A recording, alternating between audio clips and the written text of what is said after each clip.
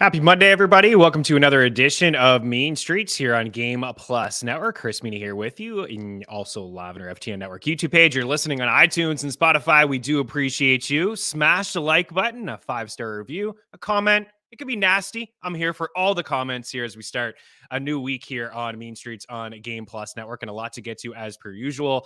We are going to hit the Fantasy Baseball Waiver Wire. It's been a few weeks since we've hooked up with our guy Todd Whitestone of FTN Fantasy. His waiver wire article will be live today over at ftnfantasy.com. So we're going to take a look at some of the big pickups in fantasy baseball. Also want to give a shout out to our guy, Michael Govier, the Gove of FTN, who has been getting together with you guys over the weekend to talk about some waiver wire pickups heading into the week, which I think is super beneficial before, you make all your claims on Sunday evening if you're playing in a weekly league or a high stakes league.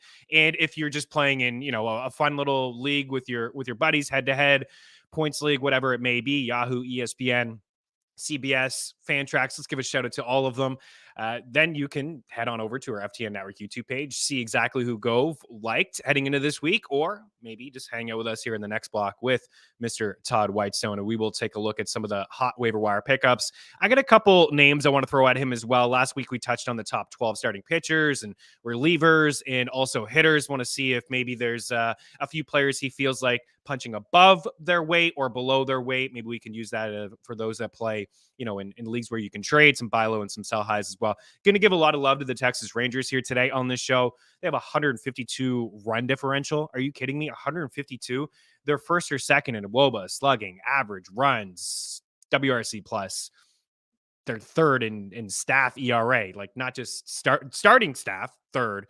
Bullpen staff, bottom 5, I think. But overall, as a unit, they have the third lowest ERA. And only the Tampa Bay Rays have more wins than them, and they have 38. We're also going to give a lot of love to Andrew Abbott, who's making his MLB debut today for the Cincinnati Reds against the free-swinging Milwaukee Brewers. We're going to give a little love to him as well. And also, he is available in a lot of leagues like Yahoo, ESPN.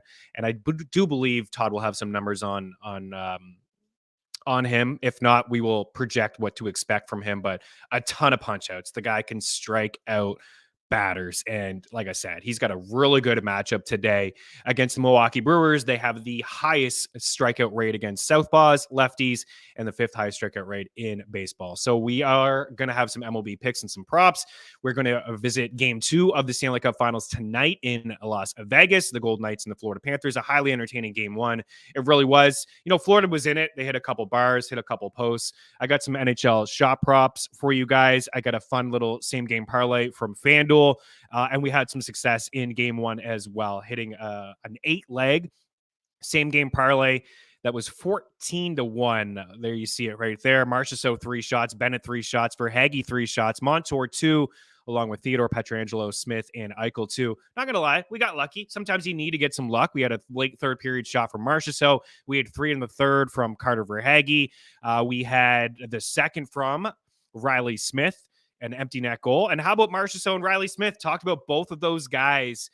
Nice sprinkles to lead the series in goals. Former Florida Panthers. Both guys were let go. If you remember the expansion draft, the Florida Panthers gave Jonathan Marchessault, but said, we will also give you a 4th-round pick if you take Riley Smith. And I'm sure Vegas was like, okay, thank you. We'll do that. And then 6 years later, we'll win the Stanley Cup in Florida. It may happen. We'll see. Want to give a lot of love to Shea Theodore today on this show as well. Shea Theodore, man, this guy's been just red hot. We have him a little small sprinkle, 65-1 to lead the Stanley Cup playoffs in points. Just the finals, the Stanley Cup Finals in points. And he picked up 2 points right there with Jack Eichel in the first game. So a lot to get to here. MLB picks, NHL picks, same game parlay, some fun stuff. Going to show you the shot attempt leaders and scoring chant leaders and high danger leaders from game 1, courtesy of Natural Stat Trick. We're going to take a look at the top 24 tight ends in fantasy football. I know tight ends, right? But it's a busy show, so we're going to hit up on a lot of other different things. But I will show you guys my rankings and my strategy behind the tight end position in fantasy football. And it is getting, I think, more appealing each and every year. I know the tight end position is fairly weak. It's like rostering 2 catchers in fantasy baseball. Nobody wants to do it. People playing in tight end premium leagues. And I shout out to Scott Fish. I got the invitation here today. Got to get him on the show. Tight end premium, those leagues.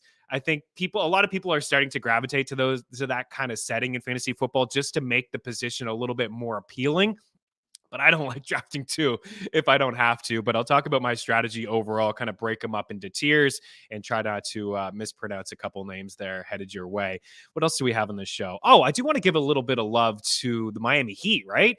We did talk about Game 1, Denver looking so dominant, but not completely counting out the Heat just yet because Spoelstra's such a good coach, and he did make some adjustments. Now, Joker had a great game. He had 41 points, 11 boards, and 4 assists, but the guy's been averaging a triple-double. He had a triple-double in 6 of his previous 8 games leading into Game 2 last night. You can only do so much to slow down Joker. What are you going to do?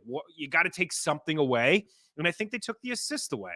You know, of course, assists have a lot to do with your teammates draining those shots, but Joker still amazes me. The fact that he's 7 foot, 284 pounds. And I don't know if you guys saw the coast to coast that he had with defenders draped all over him. And he finishes at the rim with contact on his weak hand. Like, the guy really did take over the third quarter, but a lot of love to the Miami Heat. How about Kevin Love? We hadn't seen him in quite some time, 6 points and 10 boards. Marcus Robinson wasn't doing anything until the fourth quarter, chips in with 10 points early in the fourth quarter. Bam had a great game, 21 points. Also, Gabe Vincent was 8 for 12 from the floor with 23 points. And we did pretty good in the tracker yesterday. We had the Heat at 8.5 on the spread. We had Jamal Murray, Canadian, over at 5.5 assists, 6.5 assists, actually. We took the 6.5, 5.5 with Juice. He had 10 dimes. He had 10 dimes, I think, in Game 1 as well. He's been phenomenal. Had the game-tying shot there from 3. I'm surprised Denver didn't take a timeout there to kind of get set up, but they did get a pretty good look there with Jamal. He just missed it. And we had Bam for over 9.5 boards. He was stuck on 10, but like I said, he had a phenomenal game. We also had Gabe Vincent over 2.5 threes. He's going to go right back to him for Game 3 as well. He was 4 for 6 from beyond the arc. So the Heat are right in it. They're in it. Can the other Southern Florida team get back into the series tonight? We'll talk about that in a little bit. We'll take a quick break. Oh, how could I forget? Quan, let's do it. Cole Caufield. My goodness, where am I at here today on this Monday? Got to give some love to Cole Caufield. This is the second richest contract in the Montreal Canadiens history when they've been around for a long time, just right behind Nick Suzuki. Caufield signed an 8-year extension today worth $62.8 million, $7.85 million per average. And I think that's just a phenomenal deal.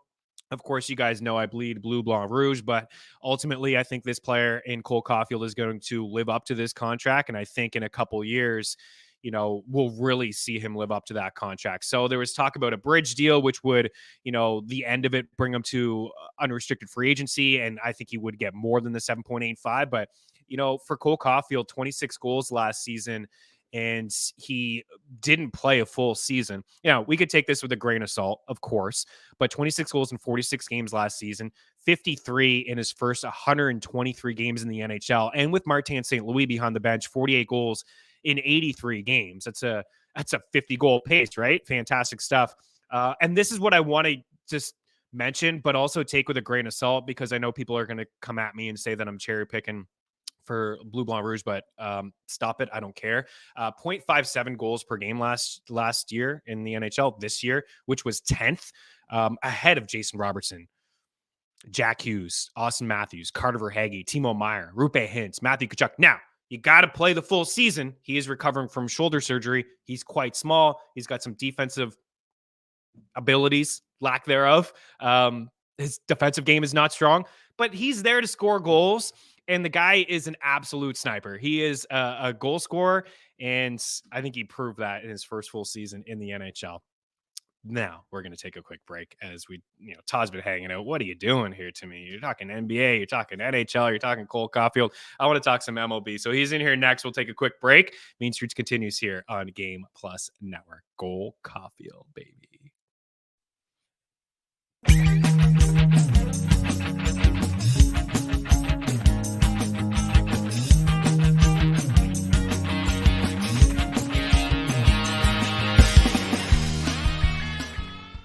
Play So Rare MLB, a free revolutionary fantasy game and marketplace that transforms fans into general managers. Build your team with ownable digital player cards. Collect, buy, sell, and trade to optimize your lineup. Compete against So Rare managers from around the world. Climb leaderboards and advance to elite competitions. Based on your player's performance on the field, win rewards like game tickets, merch, and much more. Draft your set of free cards now at sorare.com/MLB.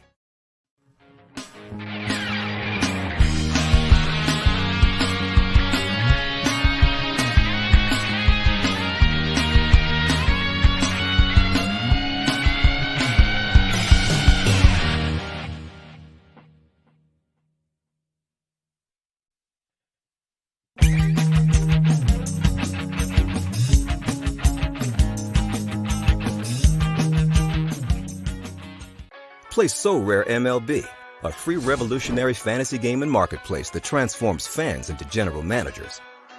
Build your team with ownable digital player cards. Collect, buy, sell, and trade to optimize your lineup. Compete against So Rare managers from around the world. Climb leaderboards and advance to elite competitions. Based on your player's performance on the field, win rewards like game tickets, merch, and much more. Draft your set of free cards now at sorare.com/MLB.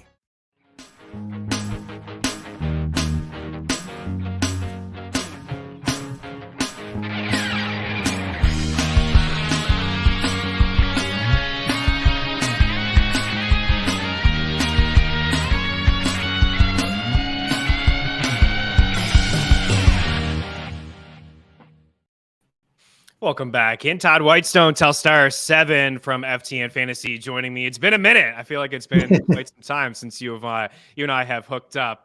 You're looking fresh. You're looking fine.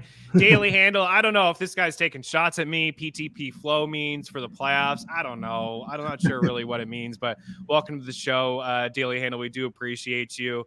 Hey, listen, I've had worse flow than this. And I did want to give a shout out to B-Man D. I saw that comment kind of pop up near the end of the first segment. This is what I mean. That Caufield contract should age beautifully. Leafs fan here, but grew up in a Habs house because my old man got a soft spot for them. So you did not follow suit, did you? Or maybe you did. You're a Leafs fan, but you grew up in this. Yeah, okay. Got you. I got you.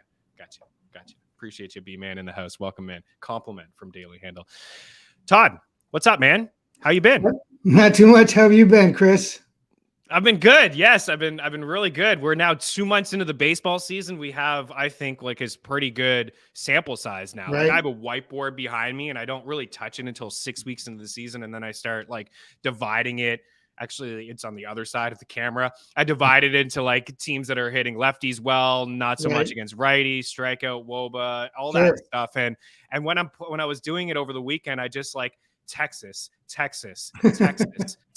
It's crazy what they're doing. And that's where I want to start with you actually on the Rangers. And we'll get to some waiver wire stuff. I was wondering if this was, sustainable, what they're doing. 152 run differential.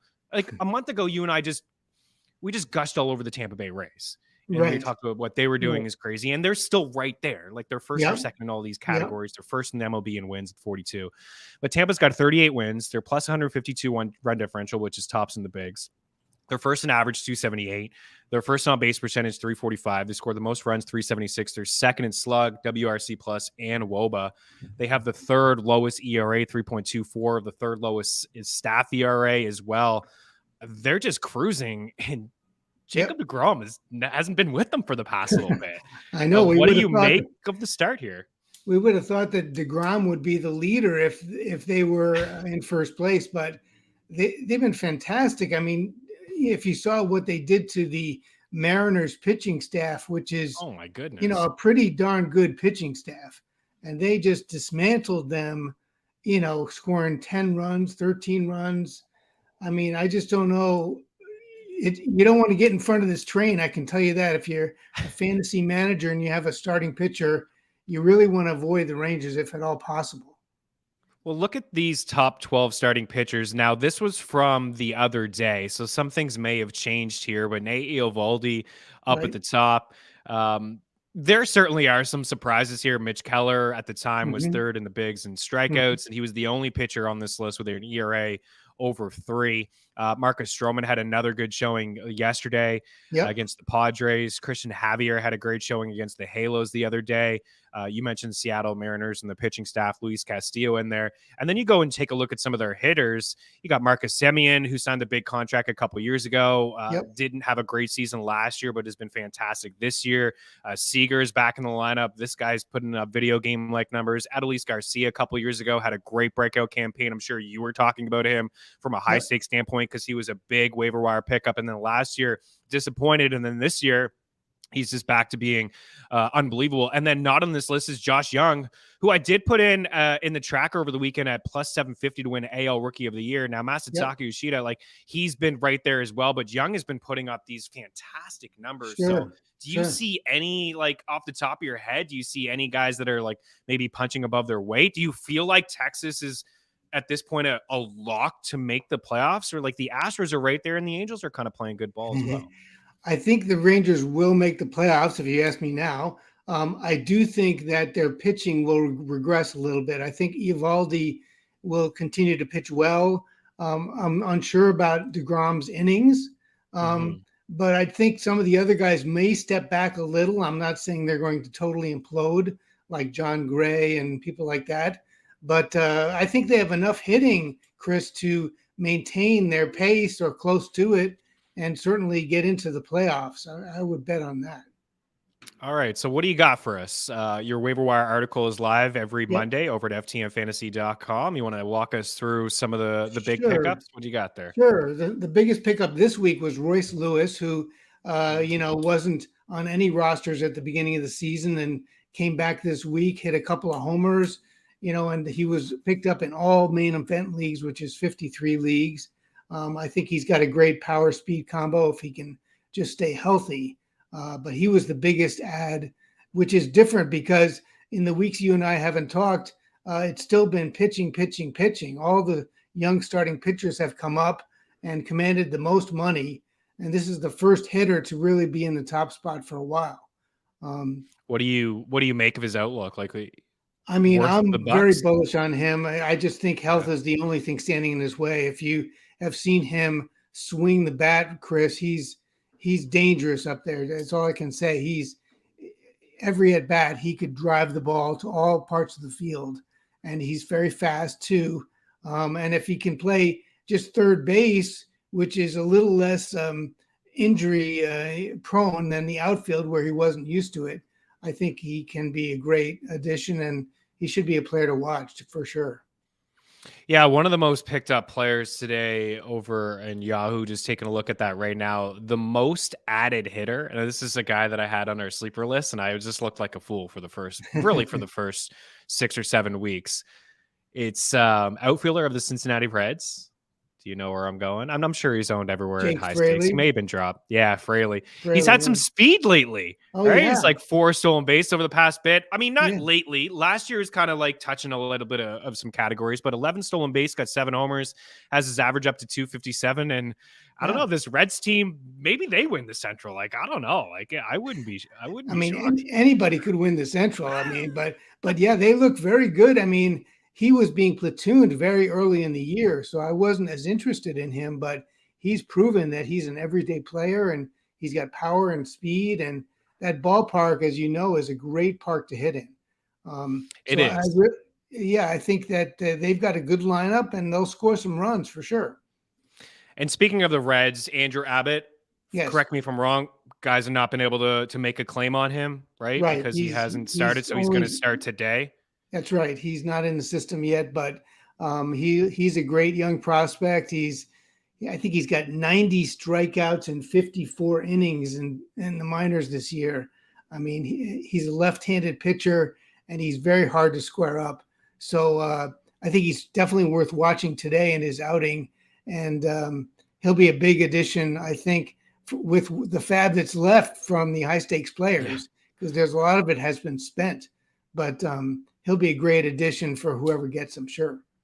I know some people, and this is so, I don't even want to say it, but I've heard people on Twitter and I've heard podcasts and people say, oh, I hope he doesn't have a super great first outing so he could save a few bucks that way. And people do think like that. But for me, a little bit of a sneak peek here, Todd, of a pitching prop for later on. We have a couple more at 5.5 here. Okay. Plus 100 over at Bet Rivers for him to have 6 punch outs. I know it's his MLB debut, but you just talked about some of the numbers that he has through the minors. I mean, double-digit K per 9 all through every stop in the minors, 54 punch outs and 38 and a third in AAA before the call-up. And the Brewers have the 5th highest strikeout rate in baseball at 25% and the highest against lefties at 29.3%. So you mentioned the strikeouts, 90 in 54 innings. He's been amazing. What do you expect from start one? Like, is there just for a rook? I mean, there could be some adrenaline. He's struggled with some command as well in the minors. Yeah, it's always a little dicey. You don't know what the manager is thinking. Like, does he want to pull him at the first sign of trouble? But the kid has pitched deep into games. I don't think you need to do that. But I think, look, if he lasts 5 innings, Chris, he's going to get the 6 strikeouts you need. So I just think it's a matter of, does he get pulled early for some reason? He's definitely going to strike some guys out. I don't think there's any doubt about that. The most added player today in Yahoo. So the most added bat was Fraley. The most added player overall is Abbott at 15,000 ads. His ownership is at 32%. Braxton Garrett is next. Having him in a deep league. Some highs and some lows from him. Julio Teheran is back. He had a great first couple outings. He's actually facing Abbott today. And then a couple relievers in there as well. JP Sears for Oakland. And Martin Perez, who's like hovering at 50% Yahoo leagues as well. Any other names that you have on the list, like hitters or pitchers? And you mentioned also, it sounds like owners are being super aggressive. We're not even to the halfway point here. And I mean, we've been a lot of money 11 spent. Weeks, Chris, out of 27. So we're about like a little over a third into the season. And owners have spent $684 out of $1,000 on the average. So that leaves them $316. And it's usually aggressive early in the season, but last year it was 605 and the year before was 620. So they're spending at a higher rate because all these young prospects are coming up week after week. There's been a lot of money spent, and I don't know that there's going to be a lot of teams with 100 or 200 to spend on Abbott or even Ellie De La Cruz, who's the other Cincinnati Red that's going to be up in another week or so. Yeah, I've been watching some highlights from him over the weekend as well. Yeah. I mean, the Reds got some nice pieces, right? And they get some nice arms. I mean, Hunter Green has been great this season. I know I got his start pushed back. My guy, Nick Lodolo, unfortunately with an injury, but I was kind of tongue-in-cheek about them winning the Central. I would put my money on the Brewers, but I think it's completely wide open there. They could definitely do it. I mean, look, if you're going to bet a longer shot, that's the division to do it in. The Cardinals are not dead yet, and look how badly they've played. But so is this? Go ahead. Go ahead. No, I jumped in there. I think you're finished your thought. I was just going to say that I think the Reds don't quite have the pitching, even with Abbott up there, and even if he does well, I just feel like they don't quite have the starters that are, even Hunter Green. I'm worried that they're going to limit him a little bit with less starts or less innings. So I feel like they'll fall a little short. They're not quite experienced enough. They needed some of these younger arms a couple of years ago when they spent all that money. Remember when they spent all that money in the offseason? They grabbed all these guys and they went for it and it didn't work out, and then they lost a bunch of their guys. Do you feel like this year is different than years past? Is it because some of the rules of the calling up prospects? You're seeing prospects come up a little bit earlier, but I've noticed too, like in the past month, if you look at some of the starting pitcher rankings, like some of the guys that were drafted early have been a little bit disappointing. I mean, we showed this list. There's some studs on this list, right? Like Clanahan, Ohtani, Gallen, Strider's living up to expectations. Joe Ryan was a nice little steal. Framber Valdez, like if you didn't believe in last year, he's backing it up again. Javier Castillo. But over the past month, there's been like a lot of just young arms who have like really been not just owners spending this money, but they've been productive for people in fantasy. Yes, sir. I mean, I think that there's been enough pitching injuries, though, that the third, fourth tier of starting pitchers has been weaker. And so fantasy managers are really scrambling for these younger, newer arms to try to fill in behind the top guys if they have a couple of top guys. So I think that's part of the issue. And then, these prospects are just good. I mean, they're good pitchers. So when they're available, that's really driving the whole thing. And for weekly leagues like the ones I play in, every week there's usually one big name. So that's been causing managers to spend a lot. What do you make of Brennan Bielak? Is he a guy that's been picked up? He just come out of the pen like this Astros pitcher, just another guy. Like, I didn't fully believe that he would be a great ad, like in a 12 team or definitely not a 10 team. But I watched the outing against the Twins, and he was striking out some guys in that outing, and I thought he had some command. He's got 28 punch outs in 31 innings. He's starting to get stretched out here a little bit. Yeah. I like him. I have him in a few leagues. I picked him up instead of JP France, who was the other Astros pitcher who had a higher strikeout reputation. But I think Bielak's a better pitcher. And when you're pitching for the Astros, if you just keep them in the game, they have a pretty good chance of winning. So I would say he's an excellent pickup. Again, he's not a top line guy, but he's certainly a very rosterable player, a guy that you can count on. You mentioned France. I've been going to his strikeout prop. It's kind of been a little bit disappointing. The strikeout numbers haven't been really there, but I think he had a no-hitter yesterday heading into the seventh, like six scoreless for him yesterday against the Halos. He had another good showing. Any other names or two on your list or tidbits you wanted to share with the people before we get you out of here? Yeah, I would ask them to look at Justin Lawrence in Colorado. He's the guy that seems to have won the closer job. So if you're low on saves, and who isn't, he's a guy that you can pick up, and he should get most of the save opportunities. I think Pierce Johnson has fallen out of favor, and Daniel Bard really hasn't been put into the closer's role. So I would say he's a good guy to look at myself. Has that surprised you with Bard? I thought over time he would just take that job back. I thought he would. They would ease him back, but we don't know much about his personal struggles, and maybe that's just not the right thing for him. Maybe if he pitches in the 6th or 7th inning, it's a little less pressure. And, I'm all about having people deal with as best they can any struggles they might have. So hopefully the manager is closer to the situation, and he's getting the support he needs. Absolutely. Well said. Really cool to see Liam Hendriks yesterday pick up his first W. He's back. That's fantastic. We have this board here, the top 12 closers. Don't mind Hader on Milwaukee. That's my bad. Straight up bats. It's just like an old habit of putting Milwaukee next to him. But look at this list of closers. Like some of these guys, like Batista's been amazing all year. Lang, I think he had 3 earned runs before yesterday. Gave up a grand slam in the bottom of the 9th to the White Sox. So he just like doubled the run total, but he's been great. Diaz, like a lot of these names that you could have got well outside. Estevez down there, got a well outside the top like 10 closers, picks 150. There's a lot of intriguing names. And what's your strategy when it comes to drafting closers and relievers? Are you getting the elite guys early, or are you just kind of waiting it out? Because some of those names you could have waited it out. Heck, in 10-team leagues, you just picked some of those guys up off the waiver wire. Sure. I mean, hindsight is 20/20, but what I usually do, Chris, is try to get one guy I can count on. And this year, a lot of that times that was Jordan Romano up in Toronto. Yeah, I got some shares. And then I would then sort of wait a bit and then try to get a guy that hopefully would turn out like some of these guys on your list. I do have Estevez in a couple of places, and I did pick up Miguel Castro, who had a bad outing yesterday, but has been pretty good lately.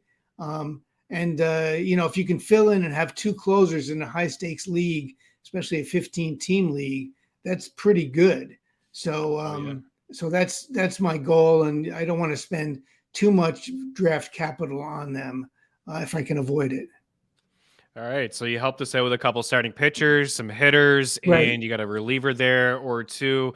We'll get you out of here on this. And by the way, Estevez, he was going like pick 328. I understand the Angels have issues with closers, but that guy to me was always going to get first crack at the job, and he's been basically perfect all year long. He's been great. I think he'll hold it for most of the year. Sure. Yeah, absolutely. And Ben Joyce, have you seen Joyce? I know he's not going to give anything to anybody, but the guy, it's like 100. Every pitch he's thrown is like 100. It's like 102. It's like, oh my goodness. Like, I don't know. Arm off, kid.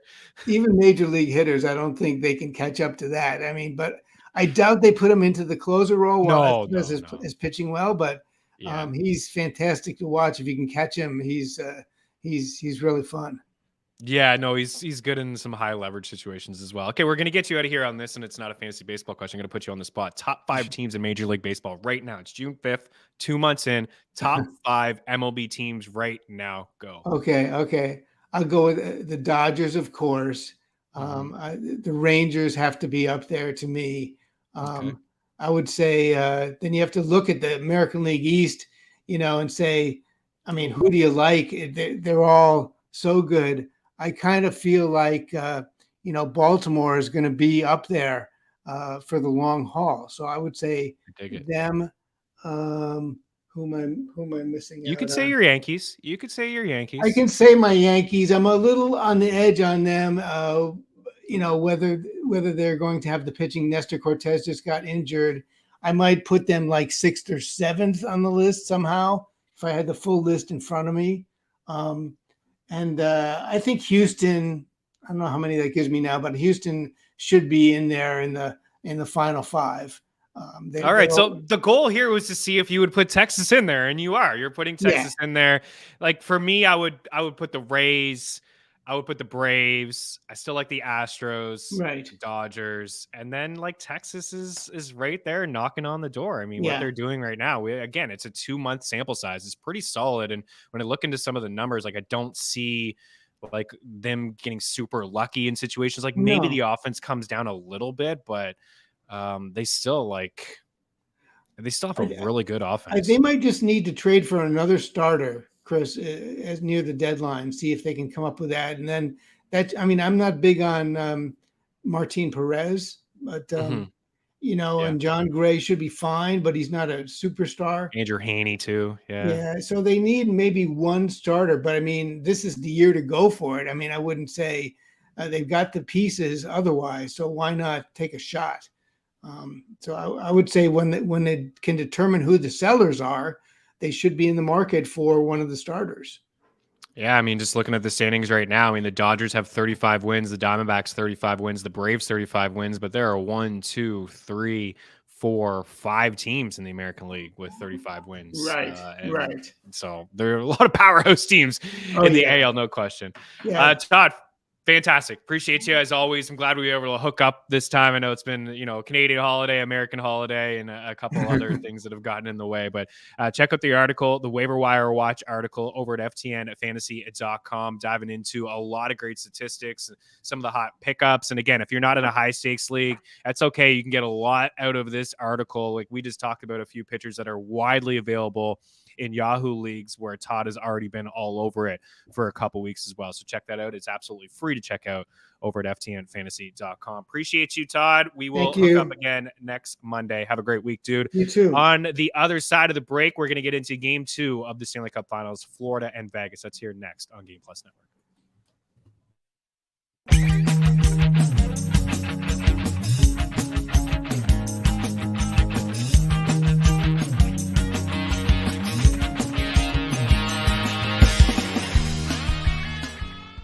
Play So Rare MLB, a free revolutionary fantasy game and marketplace that transforms fans into general managers.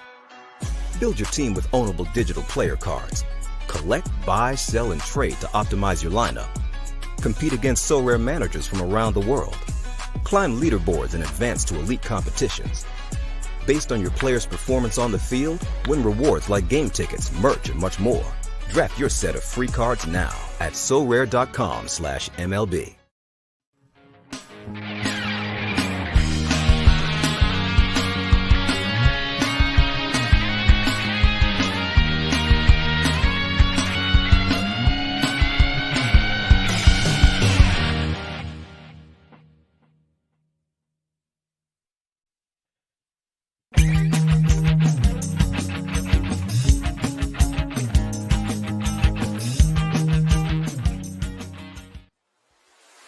The future of fantasy sports is here with So Rare. Build your teams just like an owner. Buy, sell, or trade officially licensed digital player cards. Build your 5-player weekly lineup, and you could win rewards like tickets, autographed jerseys, and more. The future of fantasy sports is here with So Rare, taking Dynasty to the next level.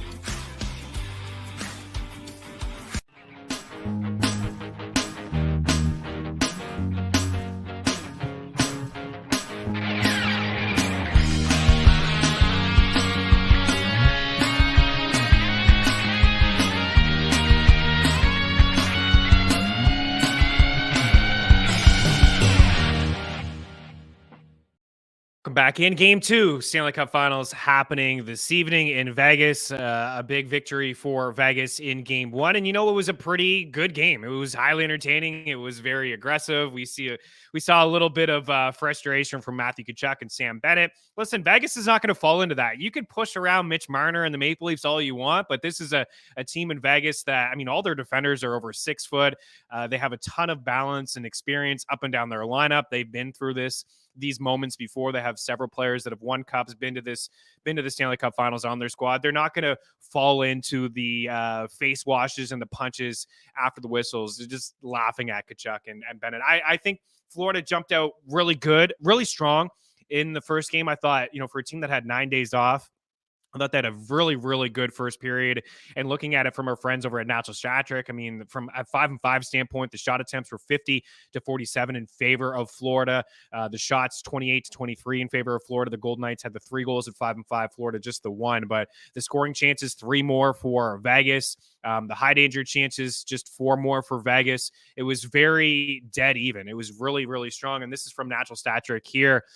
You see on the left, Nick Cousins, right? He had the 2 beautiful chances. It may have been the turning point. Aiden Hill had the beautiful save there, but you see the first number is shot attempts, and these are 5-5 numbers. The second number is shots. The third number is scoring chances. So Cousins led the way with 7 attempts, 4 shots, 4 scoring chances. Sam Bennett, 6 attempts, 3 shots, and 3 scoring chances. Brendan Montour has been all over it the entire Stanley Cup playoffs. 5 attempts, 3 shots, and 1 scoring chance. He did hit the bar from the blue line.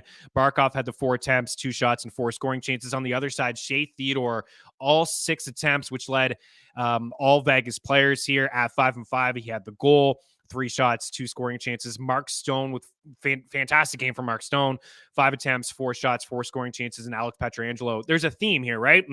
4 of these guys in Theodore, Pietrangelo, Bennett, and Montour, we've been all over through the entire playoffs. I loved when Shea Theodore took over the top spot on the power play. He did it roughly halfway through round 2 against the Edmonton Oilers, and he's been on that first power play unit ever since. And he's been shooting. He's a terrific skater. You saw his goal, just nasty handles around the blue line, and he just straddles that blue line and then jumps in the slot and picks a corner. And I'm all over him again today. It's my favorite shot prop on the board at over 2.5. It is plus 120. I do believe that is from FanDuel for Shea Theodore, and all the reasons I just gave. He's got 3+ shots in 4 of his last 5 games. He's back up on that first power play unit. I just really like that. He's a great skater, and he can join the rush. It's like Brendan Montour. These guys can join the rush from, their blue line out, and they're quarterbacking the top power plays. So I really like Shea Theodore here today at 2.5 shots. I think we got a couple others. It may not be in yet. Did we? I don't know. This is okay. There we go. Thank you, Quan. You're keeping me going here. Appreciate it. So the plus 122 for Shea Theodore. Alex Pietrangelo, plus 120. Even though he's not up on that first power play unit, the second power play unit, he's going to log more ice time than anybody here on Vegas tonight. And at plus 120, this is a stab we've been taking here. We got it right in game 1. We've had a couple successful 2.5s. For the most part, Theodore and Pietrangelo have been at 1.5 through the entire playoffs. But we're getting, plus money here for an extra shot, and I'm going to take it. Sam Bennett, he just had the 3, but the process remains the same. Telling you about the shot attempts in just a couple minutes ago. The attempts are there. He's on that first power play unit. Mark Stone as well. A phenomenal game from Mark Stone. He had the goal. He could have had a couple goals. He picked off that puck. I think it was close to a high stick, but I think it was the right call. He picked it off from Matthew Tkachuk in the slot and then roofed it. Over 2.5 shots, plus 115. These bottom 2 are from Bet365. Brendan Montour is too juiced to take over 2.5, and Riley Smith is too juiced to take over 1.5. So Montour over 2.5 shots, and Riley Smith over 1.5 shots, plus 125 over at Bet365. And Jack Eichel and Marchessault to pick up a point over at Bet365, plus 110. I also have a couple here that I'll share with you guys, but we do have the free trial running over at ftmbets.com/free, where you can see all the picks and for free, Discord channel and all that good stuff there. But I think Stone and Stevenson at plus 130 for a point, and then Carter Verhaeghe in Barkov around plus 120 for a point as well. So that's what I'm going with. And I mentioned this cash it. This worked out for us pretty well. In round one, Marchessault 3 shots, Bennett 3 shots, Verhaeghe 3 shots, then Montour, Theodore, Pietrangelo, Smith, and Eichel 2 shots. We did have some luck on our side. So I got a more conservative one. Quan, do you have that one handy that we can check up? Thank you, good sir. So Marchessault, these are just all 2 shots. Now, the caveat is it has to get done in 60 minutes in regulation. If this goes to overtime, that's it. But Bennett, Marchessault, Montour, Verhaeghe, Barkov, Theodore, Pietrangelo, Stone, all at least 2 shots. Now, I get it. 8 legs. It's a lot to ask for, but all these guys had the shot attempts. We're just looking for 2. They can happen pretty quickly, like Sam Bennett, rebound shot. We saw that in game 1. That's plus 645. I have another one in the tracker that's 18-1, but you got to sign up over at ftmbets.com/free to check out that one. I think that's all I have. Oh, and Vegas wins. I like Vegas. I was thinking, is Florida going to rebound here? I like the way that they came on, in the first period, but I didn't think Vegas played all that great, and they still won the game. I expect Vegas to be a little bit better in this game. Adin Hill. It's all about Adin Hill. We talked about it before the series started. 12-1 to win the Conn Smythe. He's now 5-1 to win the Conn Smythe. And I just think it's so balanced for Vegas. And that was really my reasoning behind it. You can make a case for Marchessault, Jack Eichel 2 points. Mark Stone had a goal, big goal. Theodore's been great here over the past few games. 65-1 to lead the Stanley Cup Finals in points. He's tied there, with Eichel with 2 points. So I think he can make a case for 4 or 5 skaters in Florida. Or Vegas. So why wouldn't they just give it to Adin Hill? He's been awesome since filling in for Laurent Brossoit. A couple shutouts in the last round. Highlight reel save after highlight reel save. I thought big momentum swing. Maybe if Cousins puts that in earlier in the second period. Instead, he makes that save and Vegas comes back just minutes later and they score a goal. So the fourth line has been really good for Vegas. I thought they had a great first game in the Stanley Cup Finals as well. Bruce Cassidy just starts them in game 1 of the Stanley Cup Finals at home, starts his fourth line, and they deserved it. So Vegas is just clicking right now. They're playing really good hockey, and Adin Hill is just a staple in that blue line. So I don't think it's too late to jump in at 5-1 for him to win the Conn Smythe Trophy. Quan, you're the GOAT, sir. I would pick you for Conn Smythe. We're going to break hockey talk. That's it for now. I don't think I'm missing anything. We had the same game parlay in there. We had a couple props for you guys. Not too late to jump on Adin Hill. If he has another good game today, he's going to be the favorite to win the Conn Smythe. Sergei Bobrovsky's not winning this thing if Vegas wins the Stanley Cup. And if Adin Hill outplays him, then it's his. We talked about it before the series started. His numbers are basically identical to Sergei Bobrovsky here in the Stanley Cup playoffs. So he is well-deserving despite just coming in the second round of these playoffs. All right, another quick break. We still got tight ends to get to. A couple MLB picks here next, and we'll turn our attention to the top 24 tight ends in fantasy football. Stay tuned.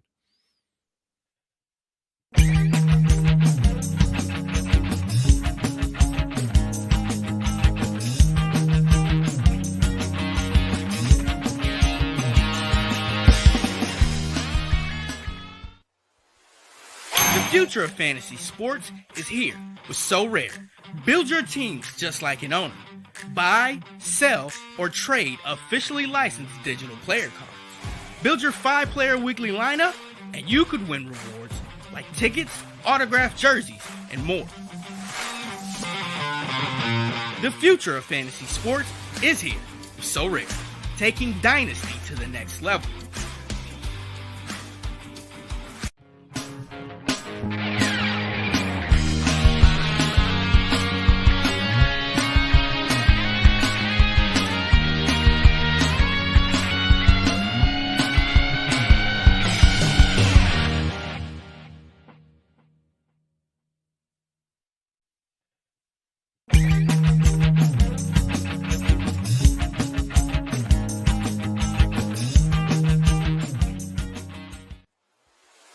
The future of fantasy sports is here with So Rare. Build your teams just like an owner.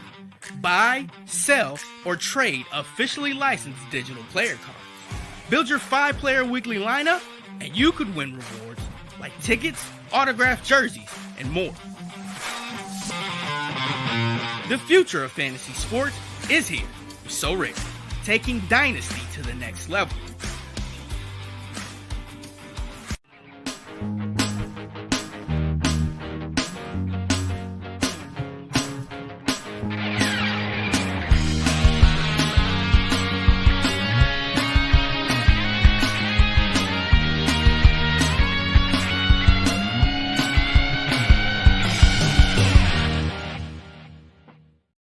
See a few people jumping in now live. We just went over the NHL. If you want to go back and take a look at some of the props there for tonight's game 2 in Vegas, going to turn our attention to the MLB. And I know we just already talked about Andrew Abbott, but I think not only is he a decent, shot for 6 strikeouts here today at plus 100 over at Caesars, I think he's a pretty good ad for fantasy baseball. If you want to stream him today, it is a really good spot tonight against the Milwaukee Brewers. So Milwaukee checks in with the 5th highest strikeout rate in baseball at 25%. They're 12th in swinging strike percentage.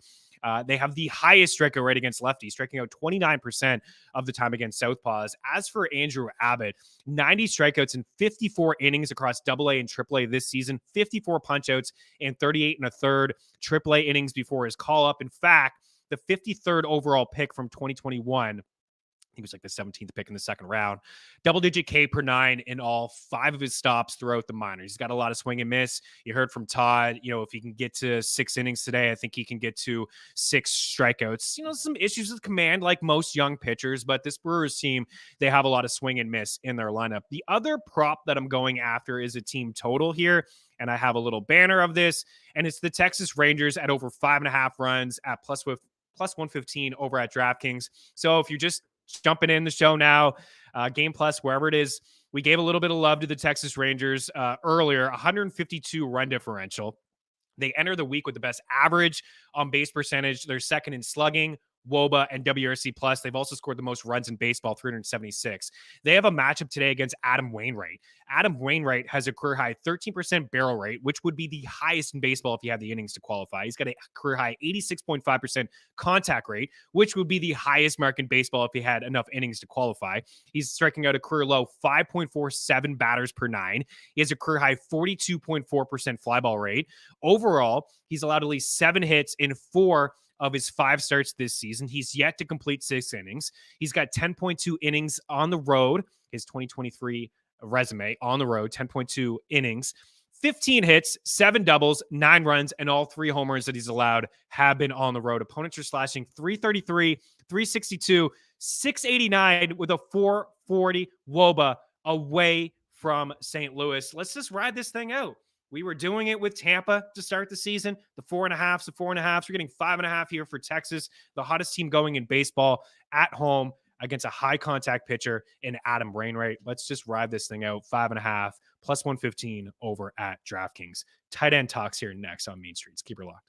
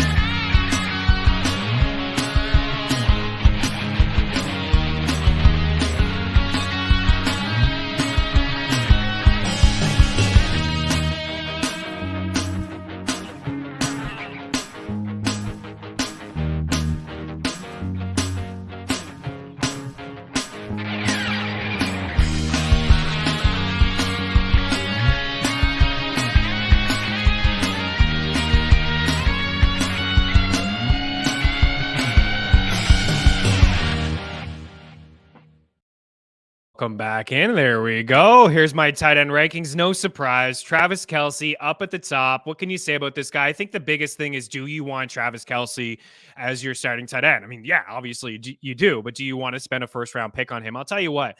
There's only been a couple times I've had Travis Kelce, and it is just unbelievable. It's a great feeling to have Travis Kelce. You're not going to the waiver wire and picking up tight ends and wondering what you're going to get from them from week to week. It's just, you know that he's going to be a stud. You view him as a wide receiver one, because what other wide receivers do they have on their team? What, you're getting excited about Kadarius Toney and Sky Moore and rookie Rice? Like, come on, stop it. Travis Kelce is the clear-cut guy there. 110 catches last year. You want to know who had the second most catches? Hawkinson. He had 86. Andrews, 73. Ingram, 73. Like, he is just an absolute stud. We had a conversation during the Super Bowl last year about him going down as the best tight end of all time, on pace to break all of Gonzalez's records. 15.4 fantasy points per game last year is what he averaged. George Kittle was next at 11.4. Mark Andrews at 10.3. Hawkinson at 10.1. I am perfectly fine with him being my tight end one and taking him, after pick 7 or 8. That's where I feel comfortable picking him.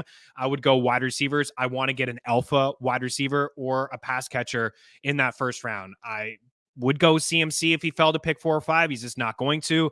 I'm out on Bijan Robinson in the first round. I'm just out. So Travis Kelce at that point, I don't mind it. And he's in a tier by himself. The next tier for me would be Andrews, Hawkinson, Kittle, and Goddard. That is the next tier. I will have some shares of Hawkinson. I came around on George Kittle. And when I say came around on George Kittle, it's just, I didn't really like what I saw from him early on in the season. He was blocking a lot. Didn't really like the flow of this offense with Jimmy G, but Brock Purdy opened it up. And towards the end of the season, we really saw some great games from George Kittle. Week 15, 5 catches, 93, 2 touchdowns. Week 16, 8 catches, 122 touchdowns. Week 17, 8 catches, 23 yards, 8 catches. Those were targets. I got to start over. Week 15, 4 for 93, 2 touchdowns. Week 16, 6 for 120, 2 touchdowns. Week 17, 4 for 23, but a touchdown. Week 18, 4 for 29, 2 touchdowns. Into the postseason, he was great. I just felt like he was blocking less, and he was really a safety valve for Brock Purdy in the offense. So Kittle is ahead of Dallas Goedert for me. I think he's in line for maybe more targets. Goddard is fine. Hawkinson is great too. He's going to be the number 2. Andrews could lead the Ravens in targets. Wouldn't be surprised, but it's a little bit of a steep price to pay for Andrews. You get a little bit lesser, into the maybe late 3rd, early 4th for some of these other guys like Hawkinson, Kittle. Goddard, probably a pass for me. I like him, but always going to be the number 3 there in Philadelphia, where the other guys could be the 1 or could be the 2. Hawkinson's going to be behind Justin Jefferson. There's no question.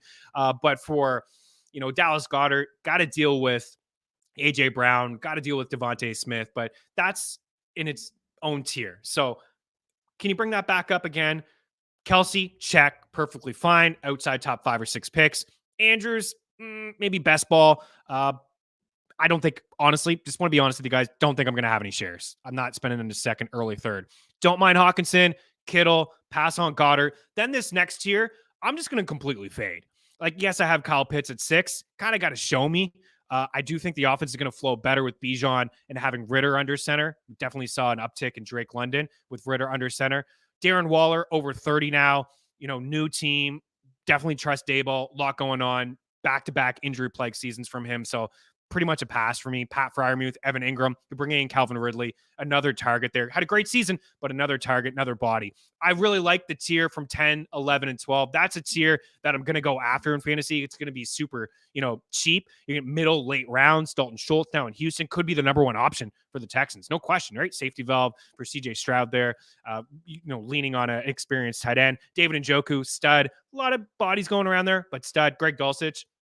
I said numerous times on this show that I feel like he could fill the Jimmy Graham void, like not void, but Jimmy Graham role that Sean Payton had. Now, I don't expect him to be Jimmy Graham, but I wouldn't be shocked if he's the number 2 option there for Russell Wilson, option in the red zone. He's great after the catch.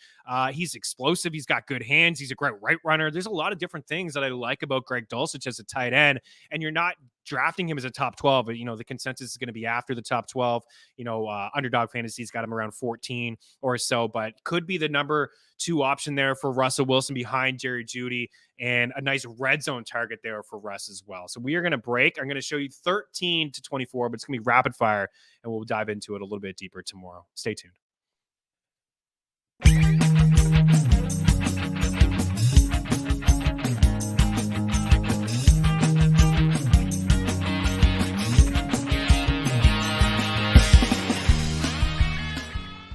Play So Rare MLB, a free revolutionary fantasy game and marketplace that transforms fans into general managers. Build your team with ownable digital player cards. Collect, buy, sell, and trade to optimize your lineup. Compete against So Rare managers from around the world. Climb leaderboards and advance to elite competitions. Based on your player's performance on the field, win rewards like game tickets, merch, and much more. Draft your set of free cards now at sorare.com/MLB.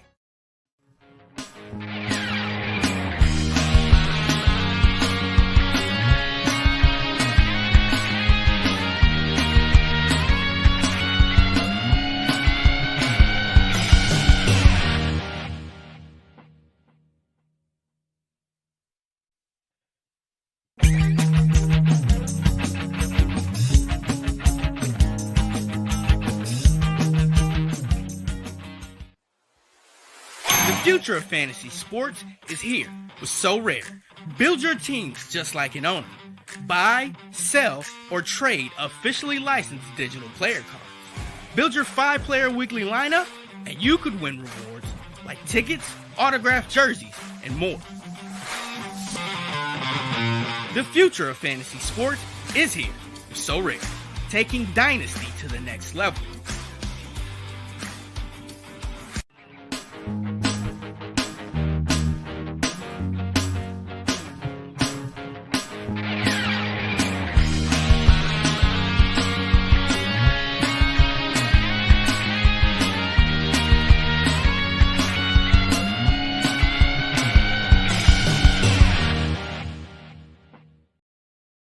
Back in here. Cole Kmet, 13, still living in this range, right? We mentioned 10, 11, 12, and Schultz and Joku, Dulcich. I like Kmet, and I like Okonkwo here as well. I mean, he's got to be in line for a lot of targets. You can really see it down the stretch of last year. 4 for 68. 6 for 45 and a touchdown, 4 for 54, 3 for 24, 3 for 42 and a touchdown. That may not seem like alarming numbers, but 5-6 targets for a tight end and a lack of weapons there in Tennessee. This is a team that's going to be playing from behind. So I like Okonkwo quite a bit. Higbee, I think it's pretty good value for Higbee as well. Like clear-cut number 2 option for the LA Rams. Mentioned he was top 5 among tight ends in catches. Like doesn't seem like a sexy name, but 70 some odd grabs for a tight end is great. And after that, you're just taking dart throws. You're not going to roster 2 tight ends in a single tight end league with 11 other buddies. Gesicki's with New England now. Still got Hunter Henry there. Juwan Johnson, I definitely think he could be a great red zone target for Derek Carr. Michael Thomas has had some injury issues. Love Olave, his touchdown prop, by the way, on the season, 4.5 over.